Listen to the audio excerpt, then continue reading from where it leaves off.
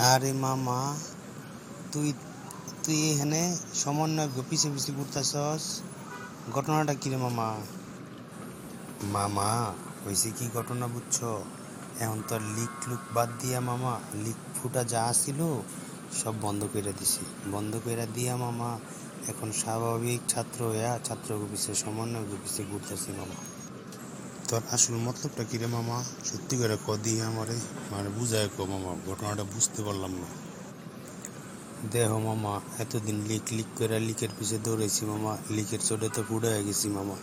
এখন লিক ফুটা সব বন্ধ কইরা চিন্তা করতেছি ছাত্র অফিসে ঘুরানি কোনো সুবিধা লইতে পারি, কারণ ছাত্ররা যা কয় তাই হয় মামা।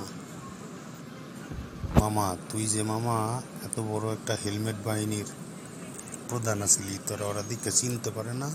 তোরা কিছু কয় না ওরা? মামা, তুমি যে কি কও মামা, তুমি কি আমার দিয়া প্রথমে চিনতে পারছো? সত্যি করে কও তো। তুমি দেখো না মামা, আমি কি ক্লিন শেপটা মারছি মামা, ক্লিন শেপ। যাই হোক মামা, আর যাই করিস দেশটারে আর ক্ষতি করিস না মামা, বহুত ক্ষতি করে আলাইছিস মামা। ভালো হয়ে যাবে, ভালো হয়ে যাবে বুঝলি, নাইলে কিন্তু মামা 129-এ ফোন দিয়ে ধরাই দিই।